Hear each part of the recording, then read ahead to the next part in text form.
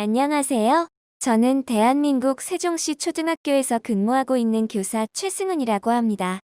직접 선생님을 만나 뵙길 기대했는데 코로나19로 직접 뵐 수 없어서 많이 아쉽긴 하지만 이렇게 온라인 영상 컨텐츠로 인사드리고 연수를 진행할 수 있게 되어 매우 기쁩니다. 저는 이러닝 세계화 공통 모듈 3-1 언플러그드 활동을 맡게 되었습니다. 컴퓨터와 스마트폰이 급격하게 발달하면서 우리의 삶과 생활이 다방면에서 바뀌고 있는데요. 이번 시간에는 소프트웨어와 우리 삶의 관계에 대해 알아보도록 하겠습니다. 제가 담당한 연수의 목차입니다.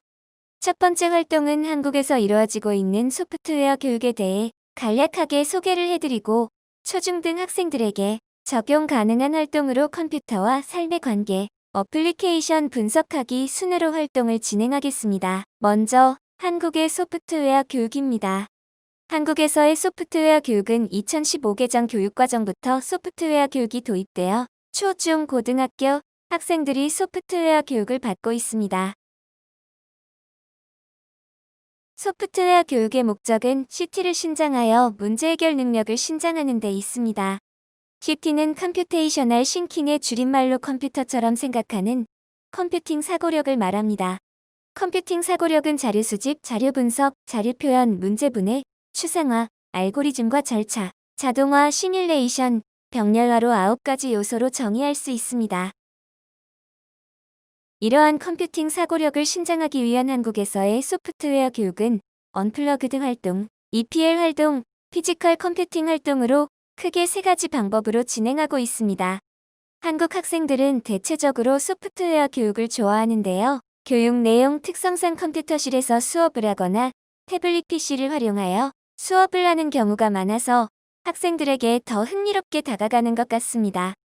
언플러그드 활동은 컴퓨터 환경이 제공되지 않는 곳에서도 모든 아이들이 코딩 교육을 받을 수 있으며 어려운 컴퓨터 과학 개념을 놀이를 통해 전달하고 아이들이 쉽게 이해할 수 있도록 도와줍니다.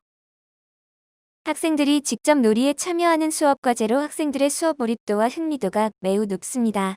왼쪽 사진은 픽셀의 개념을 익히고 학습하는 장면이고 오른쪽은 보드게임을 통해 순차 반복, 선택의 개념을 학습하는 모습입니다.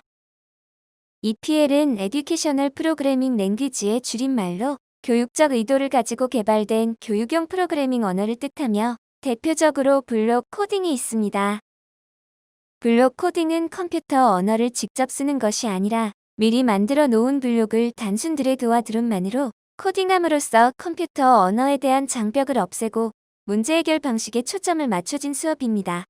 한국 학생들은 주로 스크래치나 엔트리를 활용하여 학습을 합니다. 블록 코딩을 실제적으로 하는 장면을 함께 보겠습니다. 이 장면은 코드다도할지라는 사이트에서 블록 코딩을 하는 장면입니다. 영상 왼쪽 상단에 다람쥐가 반대편에 도토리가 있는 곳으로 이동하는 미션입니다. 다람쥐가 도토리가 있는 곳으로 가기 위해서는 앞으로 5칸 오른쪽으로 회전, 다시 앞으로 5칸 오른쪽으로 회전, 또 다시 앞으로 5칸을 이동해야 합니다. 학생들은 블록형 명령어를 드래그 드랍을 하면서 미션을 해결해 나갑니다.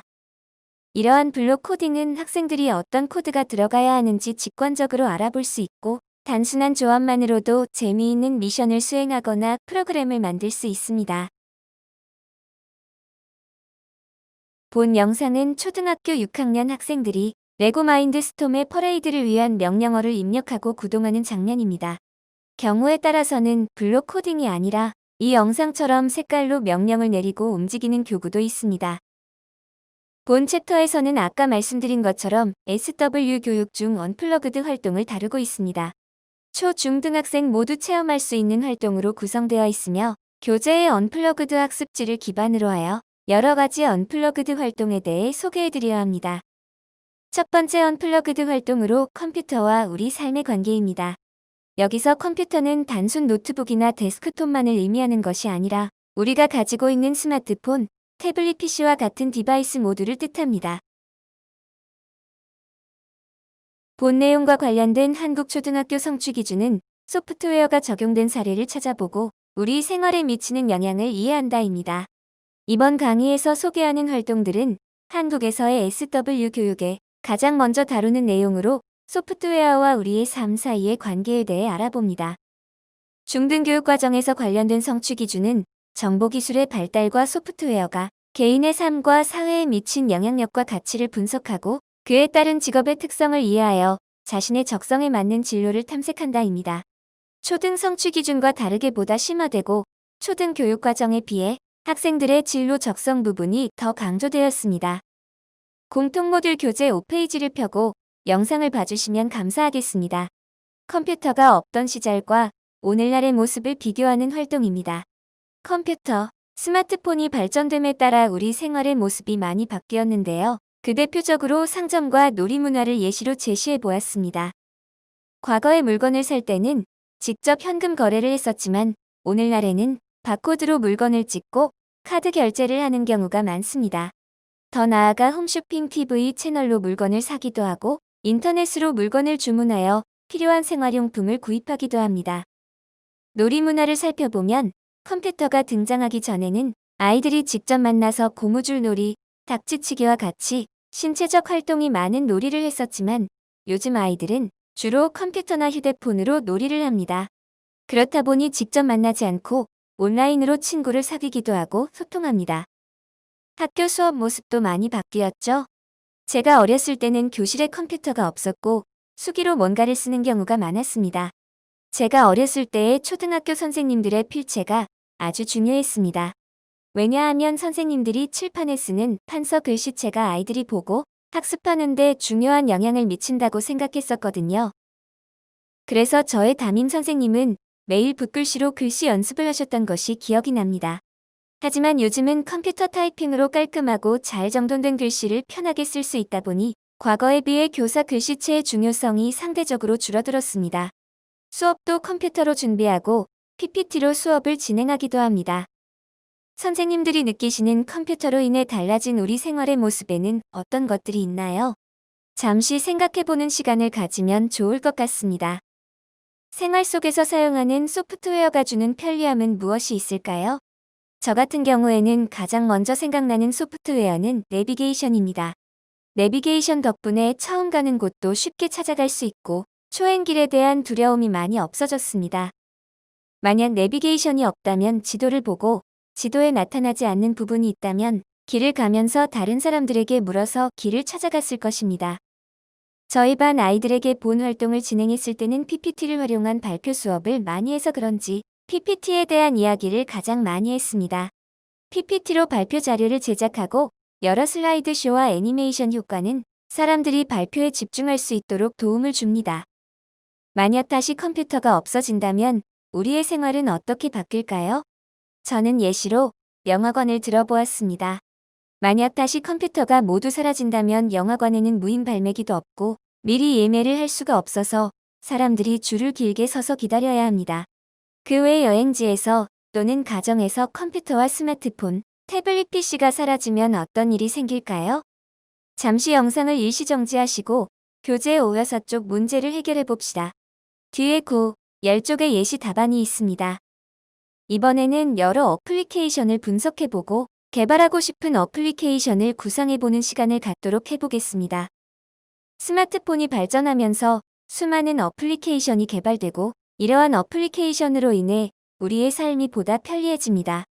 하루에도 수십 번, 수백 번씩 스마트폰에 어플리케이션을 통해 다른 사람과 소통하기도 하고 다양한 컨텐츠를 제작하고 업무를 수행하기도 합니다. 선생님들이 가장 많이 쓰는 어플리케이션은 무엇인가요? 그 특성과 장단점을 예시를 살펴본 후 분석하여 선생님들이 작성해 보도록 하겠습니다. 제가 가장 많이 사용하는 어플리케이션은 카카오톡과 유튜브입니다. 카카오톡은 한국 사람들이 가장 많이 사용하는 채팅 어플입니다. 또 유튜브는 대부분 선생님들이 알고 있다시피 다양한 영상 컨텐츠를 볼 수 있는 어플리케이션입니다.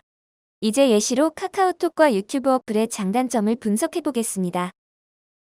우선 각 어플의 장점입니다. 카카오톡은 사진과 파일을 쉽게 주고 받을 수 있어 업무를 할 때도 매우 유용하게 사용됩니다. 유튜브는 AI가 제가 자주 시청하는 컨텐츠를 분석하여 관련 영상을 추천해줍니다. 이런 기능 때문에 한번 유튜브를 시청하면 한 2시간 동안 계속 유튜브를 보기도 하지요. 각 어플의 단점입니다. 카카오톡은 사람들이 채팅방을 만들어 다른 사람들을 초대하여 대화를 할 수 있습니다. 하지만 이때 초대를 받는 사람들은 동의 여부와 관계없이 채팅방에 자동 입장이 되어서 본인이 희망하지 않는 채팅방에도 들어가게 되는 단점이 있습니다. 유튜브는 영상 컨텐츠 제작자들이 본인 컨텐츠의 조회수를 높이기 위해 자극적인 내용을 올리며 자극적인 컨텐츠가 학생들에게 필터링 없이 노출되어 비교육적인 면이 있습니다. 잠시 후 선생님들이 자주 사용하는 어플리케이션을 소개하고 장단점을 분석하는 활동을 해보겠습니다. 마지막 활동입니다. 이번에는 선생님들이 개발하고 싶은 어플리케이션을 구상하고 옆에 다른 선생님이 있다면 함께 공유해보고 선생님들이 구상하고 싶은 어플리케이션에 대해 설명하는 댓글을 달아주시면 감사하겠습니다. 제가 만약 어플리케이션을 개발한다면 아이들의 숙제를 검사하는 어플을 개발하고 싶습니다. 아이들이 등교 후 숙제를 제출하면 제가 숙제를 체크하고 피드백을 하는 데까지 시간이 많이 걸려서 시간에 쫓기며 숙제를 검사하는 경우가 있습니다. 하지만 제가 개발하고 싶은 어플은 학생들이 가정에서 숙제를 다 마친다면 굳이 등교를 하고 숙제를 제출하는 것이 아니라 어플리케이션의 가정에서 즉각적으로 숙제 결과물을 사진이나 파일, 댓글로 업로드할 수 있으면 좋을 것 같습니다. 그럼 저도 시간이 나는 틈틈이 숙제를 검사하고 피드백을 줄 수 있어서 시간을 절약할 수 있습니다. 물론 이 어플에서 학생들은 다른 학생들이 제출한 과제를 볼 수 없도록 일대다 형식의 공간이 있어야겠죠. 선생님이 일상생활에서 겪고 있는 불편함에 대해 생각해 보시고 그 불편함을 해결하기 위한 어플리케이션을 생각해 봅시다. 잠시 영상을 멈추시고 공통 모듈 교재 12에서 13쪽의 문제를 해결해 보세요. 그리고 선생님들이 구상한 어플리케이션, 아이디어는 댓글로 작성해 모든 선생님들이 아이디어를 볼 수 있었으면 좋겠습니다. 이것으로 저의 연수는 모두 끝이 났습니다.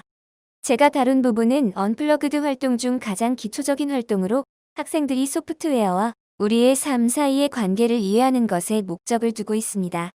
본 연수로 선생님들의 SW 교육에 도움이 되었으면 합니다. 감사합니다.